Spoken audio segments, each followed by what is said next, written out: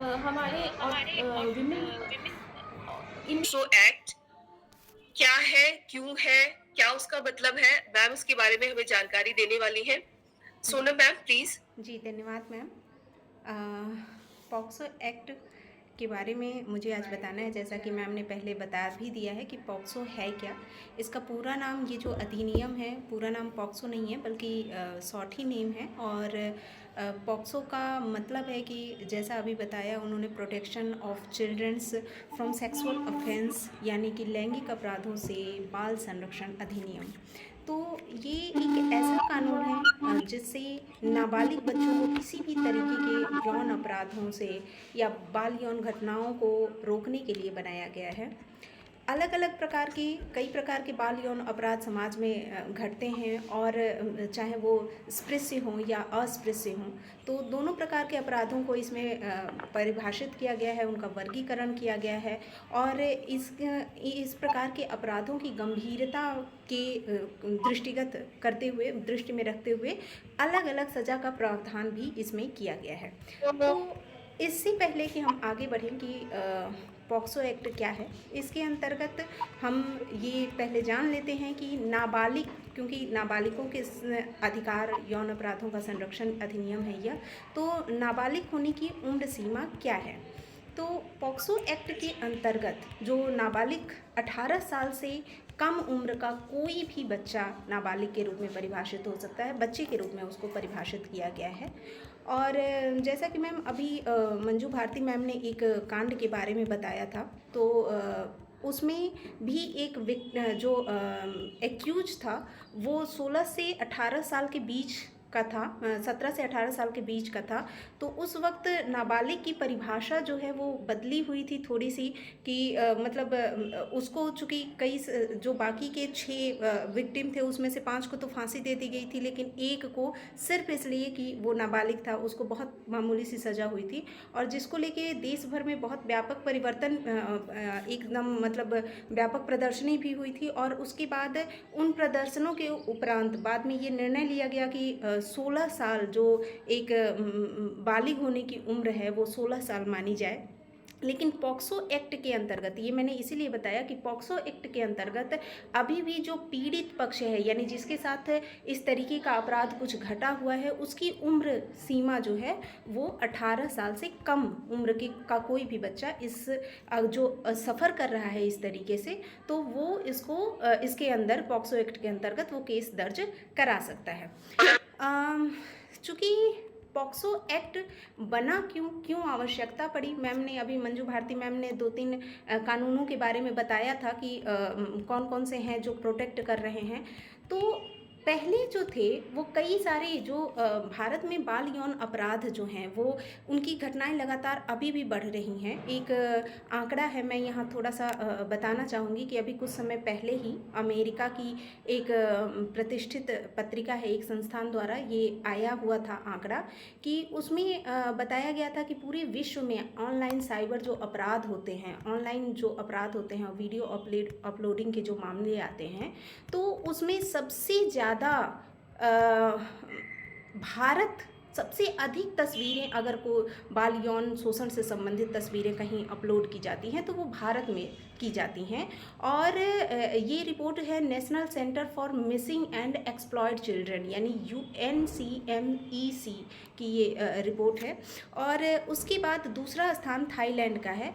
और इसी संस्था का एक अनुमान यह भी है कि भारतीय उपयोगकर्ताओं ने अप्रैल और अगस्त 24 के बीच में लगभग 25,000 बच्चों से संबंधित वीडियो, चित्र या पोर्नोग्राफी से संबंधित चीज़ें अंकित की हैं।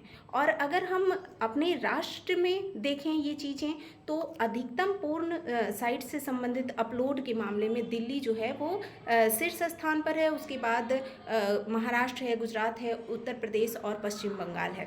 तो इस तरीके की घटनाएं जो बहुत ज़्यादा बच्चों के प्रति अपराध में बढ़ोतरी लगातार हो रही है, तो एक तो उसको रोकने के लिए कोई विशेष कानून हमारे यहाँ नहीं था। और इससे पहले अगर अपराध होते भी थे तो भारतीय दंड संहिता जो थी IPC, उसमें बलात्कार के लिए धारा 375 थी, और अप्राकृतिक अपराध के लिए धारा 377 थी, महिलाओं के शील भंग के लिए धारा 374 जैसी धाराएं भारतीय दंड संहिता में थी, लेकिन ये विशेष रूप से महिलाओं के लिए ही थी, महिलाओं के और या बच्चियों के बारे में इसमें कहा गया जाता था, लेकिन ये बच्चों के यौन शोषण से संबंधित घटनाओं को पूरी तरीके से कवर नहीं कर पाते थे।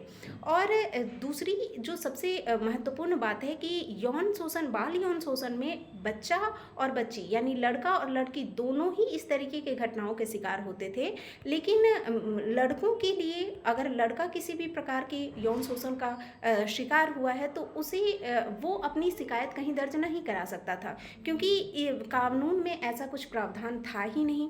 तो उसके कारण भी इसकी आवश्यकता महसूस की गई थी।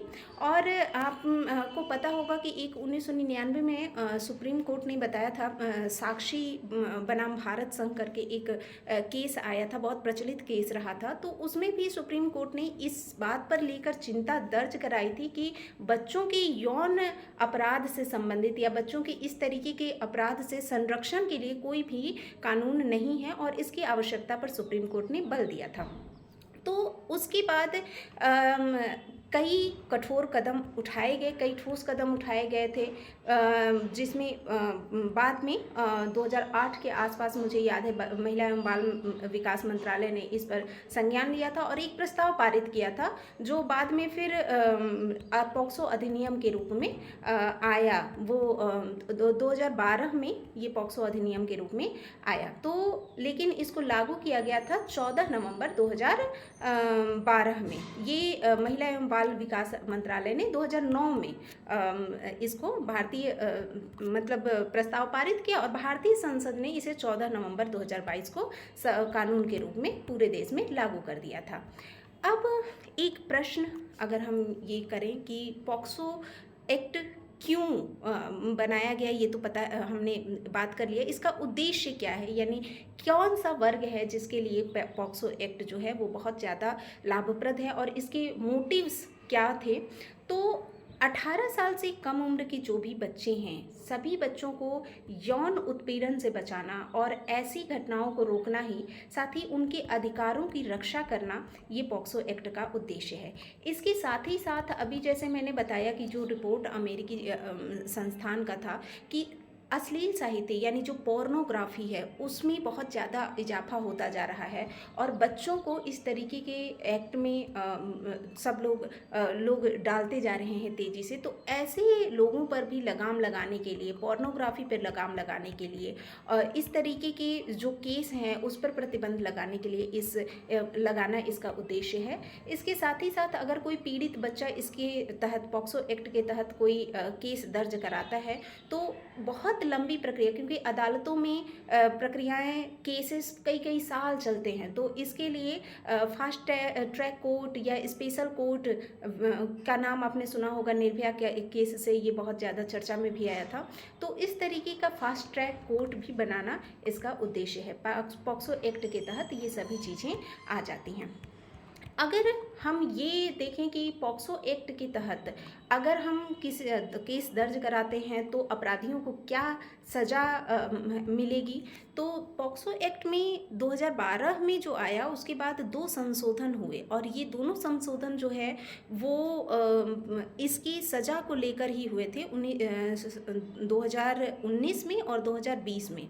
तो अगर हम दोनों संशोधनों की बात जोड़ लें तो इसके अंतर्गत 2 प्रकार की जो सज़ा है 2 प्रकार से दी जा सकती हैं। एक तो वो है कि 12 साल से कम उम्र के जो बच्चे हैं, चाहे बच्चे में दोनों, जो लड़का हो लड़की हो, दोनों के लिए ही, कि अगर उनके साथ किसी भी तरीके का यौन अपराध होता है तो उस अलग अलग प्रवृत्ति के, वो यौन अपराध जो है वो अलग अलग प्रवृत्ति के अनुसार अलग अलग सज़ा का प्रावधान है।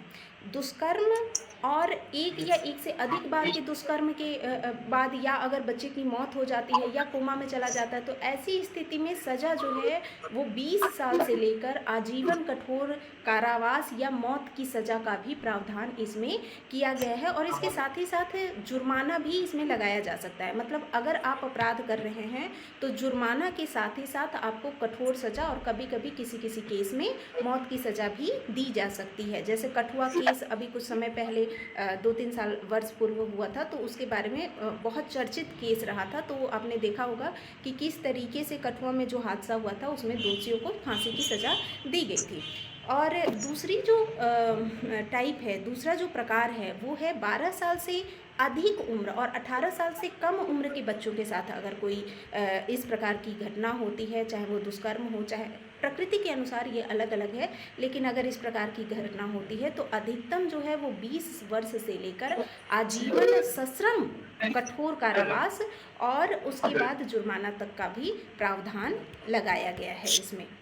पॉक्सो अधिनियम के तहत किस प्रकार के अपराध आते हैं, अगर हम इसके बारे में बात करें तो यौन हमला, अभी हम अगर समय मिलेगा तो हम बताएंगे कि पॉक्सो अधिनियम के अंतर्गत मुख्य धाराएं और मुख्य प्रावधान क्या हैं, लेकिन मोटे तौर पर अभी मैं बता रही हूँ कि यौन हमला, यौन उत्पीड़न वो किसी भी रूप में, भेदक यौन हमला, अश्लील साहित्य यानी पोर्नोग्राफी, बच्चों के साथ किसी भी प्रकार की गंदी हरकतें करना या गलत हरकत करने के लिए बच्चों को प्रेरित करना या कहना, उनको गंदी फिल्में दिखाना, अश्लील फिल्में दिखाना, अश्लील रिकॉर्डिंग करना, बच्चों के शरीर को गलत ढंग से छूना या टटोलना या खुद को टच कराना, गलत भावना से ताक झांक करना या पीछा करना या किसी भी तरह से गलत भावनाओं के साथ की गई कोई भी हरकत इस यौन अपराध की श्रेणी में इस एक्ट के तहत आती हैं। अगर कोई मान लीजिए अश्लील उद्देश्यों के लिए किसी बच्चे का उपयोग करता है, जैसे बाल पोर्नोग्राफी के लिए, उनके उत्पादन के लिए या वितरण के लिए या बिक्री के लिए, तो इस प्रकार के लिए यह भी इसमें सज़ा के अंतर्गत आता है। और ऐसे किसी भी व्यक्ति को कम से कम उसके अपराध के लिए, ये कम से कम है, न्यूनतम मैं बता रही हूँ, 5 साल तक की जेल और है, और सज़ा की प्रवृत्ति के आधार पर मान लीजिए उसने इसको रिपीट कर दिया, रिपीटिशन की स्थिति में इसे आजीवन कारावास तक भी बढ़ाया जा सकता है और इसके साथ जुर्माना तो होगा ही होगा। पॉक्सो एक्ट में अगर हम कहें कि इसकी मुख्य बिंदु क्या हैं, तो स्वाभाविक है कि जब पॉक्सो एक्ट के बारे में बाल यौन अपराध कई तरीके के होते हैं और कानून में इसकी बहुत स्पष्ट परिभाषा नहीं थी, तो बाल यौन अपराधों की परिभाषा इसमें तय की गई है और इसके साथ ही ये बताया गया है कि अगर किसी भी तरीके के यौन अपराधों के लिए सहमति की जो यौन संबंधों के लिए सहमति की जो बच्चों की उम्र होती है वो कम से कम न्यूनतम जो है वो 18 वर्ष से कम नहीं होनी चाहिए। यानी 18 वर्ष से नीचे का कोई भी बच्चा, चाहे वो मेल हो चाहे वो फीमेल हो, स्त्री हो या पुरुष हो, वो यौन संबंधों के लिए अपनी सहमति नहीं दे सकता। दूसरी बात है कि लिंग तटस्थ ये कानून है। लिंग तटस्थ इन द सेंस कि हमारे यहाँ समाज में 3 मुख्य वर्ग माने जाते हैं, स्त्री, पुरुष और ट्रांसजेंडर। मान लीजिए कोई छोटा बच्चा है, हम ये देख रहे हैं कि स्त्री और पुरुष तो हैं, लेकिन अगर किन्नर का कोई बच्चा, छोटा बच्चा है, 18 साल से कम है, उसके साथ अपराध हो रहा है, तो वो भी जाके और पॉक्सो एक्ट के तहत अपने प्रति होने वाले अपराधों के विरुद्ध केस दर्ज करा सकता है। तो इसमें लिंग तटस्थ है, यानी कि स्त्री, पुरुष या थर्ड जेंडर कोई भी जाके इसमें करा सकता है और इसके लिए विशेष अदालतें गठित होंगी। जैसा मैंने बताया था, सज़ा का बहुत कठोर प्रावधान है और जो क्योंकि कानून किसी भी केस को करना ये एक बड़ा लंबा चलने वाली प्रक्रिया हो जाती है और इसमें काफ़ी ज़्यादा एक्सपेंसेस आते हैं, काफ़ी ज़्यादा खर्च आते हैं।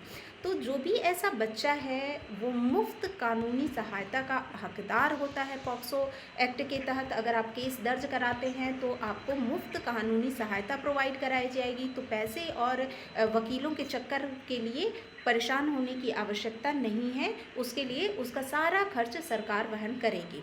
और यदि इसमें कोई अपराधी किसी के विरुद्ध केस दर्ज किया जाता है तो यहाँ कानून में एक अपराध की धारणा होती है कि मतलब जब तक अपराध सिद्ध नहीं होता, या जब तक निर्दोष नहीं वो व्यक्ति माना जाता है तब तक वो अपराधी माना जाएगा। एक अपराध की धारणा होती है जो सामान्य कानूनों में चलती है कि जब तक दोषी सिद्ध नहीं होता तब तक वो निर्दोष माना जाता है, लेकिन इसमें थोड़ा सा उल्टा चलता है। जब तक आप निर्दोष सिद्ध नहीं होते तब तक आपको दोषी माना जाएगा। इसमें जो प्रक्रियाएं हैं वो पूरी तरीके से बच्चों की अनुकूल प्रक्रियाएं हैं। बच्चों अगर पूछताछ भी की जाएगी तो बच्चों को बच्चों की पसंदीदा जगह पे ले जाके पूछताछ की जाएगी। उसके साथ एक सिविल ड्रेस में एसआई से ऊपर रैंक का कोई अधिकारी होगा, साथ ही उसके साथ उसके परिवार के सदस्य होंगे, बच्चों के परिवार के सदस्य होंगे, या इस तरीके का कोई व्यक्ति होगा, और साथ ही साथ उसको एक विशेष सहायक के रूप में भी उपलब्ध कराने का निर्देश दिया गया है। दूसरी, बच्चे जो भी बच्चा इस प्रकार का पीड़ित है उसके और उसके परिवार के सदस्यों या जितने भी गवाह हैं उन सबकी पहचान की सुरक्षा का दायित्व, पहचान की सुरक्षा प्रदान की जाती है। मतलब मीडिया भी ये नहीं कर सकता कि किसी भी प्रकार की इस तरीके की खबरें या उसकी पहचान से संबंधित चीज़ें वो लीक कर दे समाज में, तो इसलिए उस पर भी कठोर कार्रवाई की जा सकती है। तो पहचान जो है वो पूरी तरीके से कॉन्फिडेंशियल इसमें होता है। अब सुनाई दे रही हूँ। पॉक्सो एक्ट में कौन कौन सी धाराएं हैं जो आप लोगों को जाननी बहुत ज़रूरी हैं और जिसका उपयोग आप अपने आसपास समाज में किसी भी तरीके की इस तरीके की घटना हो रही है जो बाल यौन अपराध की श्रेणी में आती हैं, तो वो आपके लिए जाननी बहुत ज़रूरी है। उस पर हम बहुत संक्षिप्त में प्रकाश डालेंगे। जो ये पूरा पॉक्सो एक्ट है अधिनियम, उसमें 9 चैप्टर हैं और कुल 46 धाराएं हैं। पहली और दूसरी धारा सिर्फ इसको परिभाषित करती है कि 18 वर्ष से कम उम्र का बच्चा कौन सा है, धारा क्या है, इसका पूरा नाम क्या है। तीसरी जो धारा है वो प्रवेशन लैंगिक हमला, यानी कि ये आपको जानने की आवश्यकता है कि इसमें अगर कोई भी व्यक्ति बच्चे के मुंह, गुदा या योनि के साथ छेड़छाड़ करता है या उसमें अपना लिंग या शरीर का कोई भी भाग या कुछ अन्य वस्तु अगर वो डाल रहा है तो ये प्रवेशन लैंगिक हमले के अंतर्गत आएगा, और इसके लिए सज़ा जो है वो 20 साल या उम्र कैद की सज़ा हो सकती है अगर 16 वर्ष से कम उम्र के बच्चे के साथ इस तरीके की हरकत की जाती है तो। और अगर 16 से 18 वर्ष के बीच इस तरीके के बच्चे के साथ इस तरीके की हरकत की जाती है तो यह सज़ा जो है वो 10 वर्ष की उम्र कैद में बदल सकती है। ये धारा 4 में इसकी सज़ा का प्रावधान किया गया है।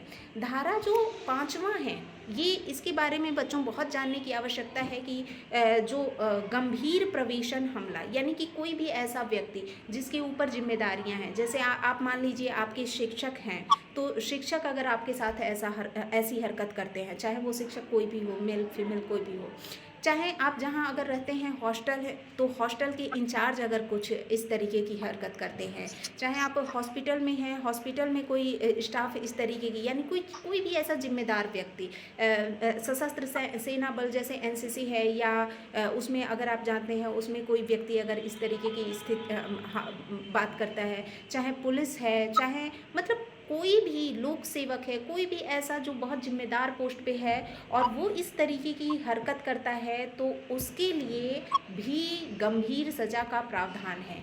या अगर वो एक बार से 2 बार या कई बार इस तरीके की हरकत करता है, यानी इस प्रकार की घटना की पुनरावृत्ति करते हुए पाया जाता है, और ऐसी स्थिति में बच्चे के मेंटल हेल्थ के ऊपर बहुत ज़्यादा दबाव पड़ता है, वो कभी कोमा में चला जाता है या अगर मृत्यु हो जाती है, तो ऐसी स्थिति में उसके लिए कठोर कारावास, न्यूनतम 20 वर्ष और अधिकतम आजीवन कारावास तक का हो सकता है, और मृत्यु दंड भी हो सकता है। वो अपराध की गंभीरता के आधार पे निर्णय लिया जाएगा। और इसके साथ ही मैम, हाँ माफ कीजिएगा मैं बीच में रोक रही हूँ आपको। मैम, आपने जो आप जानकारी दे रहे हैं बहुत ही मतलब सूक्ष्म है कि जितना गहराई से जाके मैं रिक्वेस्ट करूंगी आपसे कि थोड़ा सा सम अप करें। थोड़ा सा कम है हमारे पास, और एक मैं अपना प्रश्न भी आपसे पूछ लेती हूँ, मैंने रोका ही है तो मैं ये पूछना चाहूंगी कि जैसे कैडेट्स हमारे साथ जुड़े हुए हैं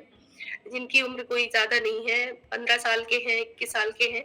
तो मान लीजिए कोई कैडेट है या स्टूडेंट है, अगर उसके साथ कुछ ऐसा छोटी-सी घटना मान लीजिए स्कूल में हो जाती है, कोई जैसे बच्चे स्कूल बस में आते-जाते हैं, किसी ड्राइवर ने कुछ फिज़िकली किसी बच्चे को टच किया या कुछ किया, तो हुँ। उसका पहला स्टेप क्या होना चाहिए? उस बच्चे को क्या करना चाहिए? उसका पहला कदम क्या होना चाहिए? प्लीज़ आप बताएँ। उसका पहला कदम तो ये होना चाहिए कि पहले वो अपने अभिभावकों के साथ जाके बताए और अभिभावक उसको जाके और इस पॉक्सो एक्ट के तहत वो केस दर्ज करा सकते हैं। मतलब अगर वो भी कोई स्कूल बस का ड्राइवर हो, चाहे उसके साथ जो आने वाले एक सहायक हैं वो भी अगर कर रहे हैं, तो वो सारे यौन अपराधों के अंतर्गत ही आएगा। और बच्चा सबसे पहले जो है वो जाके अपने पेरेंट्स को बताएगा और फिर पेरेंट्स जो हैं वो उसका मतलब इसके अंतर्गत केस दर्ज करा सकेंगे। क्योंकि बच्चे छोटे होते हैं मैम, वो सीधे जाके पुलिस के पास वो नहीं जाना चाहते, वो एकदम डर जाते हैं। तो इसके लिए बिल्कुल। फिर ये बहुत ज़रूरी है कि वो अपने पेरेंट्स को बताएं। मैं कंपाइल करूँगी, मैं एक और बिंदु बता देना चाहती हूँ कि अभी जी, तक जो मैंने बताया उसमें ये था कि ये जो अपराध हैं वो टच की स्थिति में थे, लेकिन ऐसे बहुत सारे अपराध और भी होते हैं जो टच जिसमें नहीं भी किया जा सकता है। जैसे कि इसी अधिनियम में धारा 11 ये कहती है कि अगर किसी बच्चे के सामने आप अंग प्रदर्शन कर रहे हैं या करवा रहे हैं या इस तरीके की आवाज़ अगर आप निकाल रहे हैं जिसमें स्पर्श नहीं है, प्रत्यक्ष स्पर्श नहीं है, लेकिन वो भी हम यौन अपराधों की संरक्षण श्रेणी में ही आएगा और उसके लिए भी वो लैंगिक उत्पीड़न की श्रेणी में आएगा। तो स्वाभाविक है कि उसके लिए 3 वर्ष की सजा और जुर्माना भी, इसमें जुर्माने तक का भी प्रावधान है। तो आप देख रहे हैं कि किस तरीके से समाज में बहुत ज़्यादा घटनाएं बढ़ती जा रही हैं। तो ऐसे ही पॉक्सो एक्ट में जो 46 धाराएं हैं उसमें बच्चों के अधिकारों के संरक्षण के लिए बहुत कुछ बताया गया है, उन्हें पूरी तरीके से सुरक्षा प्रदान की गई है। ये भी बताया गया है कि वो जब अगर उनसे पूछताछ की जाएगी तो वो रिकॉर्डिंग वगैरह की जाएगी तमाम तरीके से और एकदम फॉर्मल में, ये नहीं कि कोई भी पुलिस वाला सिपाही आदि जाके और पूछताछ कर सकते हैं, ऐसा नहीं है। मैंने पहले ही बताया कि एसआई से ऊपर रैंक का ही कोई व्यक्ति होगा और ज़रूरी नहीं है कि वो यूनिफॉर्म में ही हो, क्योंकि यूनिफॉर्म पुलिस को देख के वैसे भी बच्चे जो हैं वो बच्चे डर डर जाते हैं। जाते हैं। तो एकदम आराम से जाइए, किसी भी कोई भी अगर आपके सम्मुख इस तरीके की घटना हो रही है आप उसका प्रतिरोध करिए और प्रतिरोध करने के बाद उसको न्याय दिलाने के लिए पहल भी करिए। एक बात मैं और जोड़ना चाहूँगी मैम कि अभी कुछ समय पूर्व जो है वो सुप्रीम कोर्ट का इस पे एक बड़ा सा फैसला आया था और वो फैसला जो था वो बाल संरक्षण अधिनियम से संबंधित ही था। उसमें ये था कि अगर हम कोई पोर्न वीडियो वगैरह देख रहे हैं, क्योंकि साइबर अपराध के मामले में बहुत ज़्यादा पोर्नोग्राफी के भी केसेस होते हैं और हमारे पास मान लीजिए बच्चों से संबंधित कोई वीडियो आ गया और वीडियो आने के बाद हमने उसको देखा नहीं, मान लीजिए हमारे मन में ये है कि भाई देखेंगे तब तो हम उस अपराध का हिस्सा बनेंगे, लेकिन देखा नहीं, खोला नहीं और उसको ऐसे ही डिलीट कर दिया, तो क्या हम उस श्रेणी में, अपराधी की श्रेणी में आएंगे या हम पे कोई केस हो सकता है? तो ये बिल्कुल केस हो सकता है। उसका कारण ये है कि हमने उस अपराध की सूचना कहीं दी नहीं। तो ये अपराध ये भी बताता है कि व्यक्ति को एक जिम्मेदार, ये अधिनियम जो है ये भी बताता है कि व्यक्ति को एक जिम्मेदार नागरिक होना चाहिए और समाज में इस तरीके का कोई भी अपराध अगर आप देख रहे हैं तो उसको सीधे जाके रिपोर्ट करिए। इस मामले में अभी एक जो सुप्रीम कोर्ट का निर्णय आया था मैं उसके बारे में बताऊंगी कि आगे साझा पोर्नोग्राफी कोई भी हो, कोई भी ऐसी सामग्री आगे साझा करें या प्रेषित करें या नहीं, कोई दिक्कत नहीं है, लेकिन अगर इस तरीके की आ रही है और हम साझा नहीं भी कर रहे हैं या अगर हम साझा कर रहे हैं, दोनों ही दंडनीय अपराध हैं और अवैध हैं। पहले मद्रास हाई कोर्ट ने एक निर्णय दिया था, उसमें ये कहा गया था कि अगर हम आगे साझा नहीं कर रहे हैं और देख रहे हैं सिर्फ पोर्नोग्राफी को तो हम अपराध के भागी नहीं बनेंगे, लेकिन इस मामले के द्वारा सुप्रीम कोर्ट ने मद्रास हाई कोर्ट के उस निर्णय को बदल दिया है। तो बच्चे की विशेष रूप से जागरूकता रखें कि पोर्नोग्राफी जिसमें चाइल्ड पोर्नोग्राफी है उसको तो बिल्कुल भी देखना नहीं है और अगर कहीं से वो लिंक आ भी रहा है तो उसको सीधे जाकर रिपोर्ट करनी है। जागरूकता बहुत ज़रूरी है क्योंकि मैम ने जो मंजू मैम ने कहा था कि बचाव बहुत ज़रूरी है। ये बहुत ज़रूरी है कि हम इस तरीके की कोई भी अगर अपराध हो रहे हैं तो उस पे जागरूकता दिखाएँ और अधिक से अधिक इस तरीके के अपराधों को अगर हम बताएँगे तो शायद कुछ न कुछ इस पे लगाम लगेगा। हम जागरूक बनेंगे तो हम इसको रोकने में अपनी भूमिका भी निभा सकते हैं। धन्यवाद। धन्यवाद मैम, कोई बहुत अगर ही प्रश्न सूक्ष्म हो? जानकारी दी आपने। अगर कोई भी कैडेट का कोई प्रश्न है तो वो पूछ सकते हैं मैम से। हुँ। कोई भी कैडेट के मन में कुछ भी अगर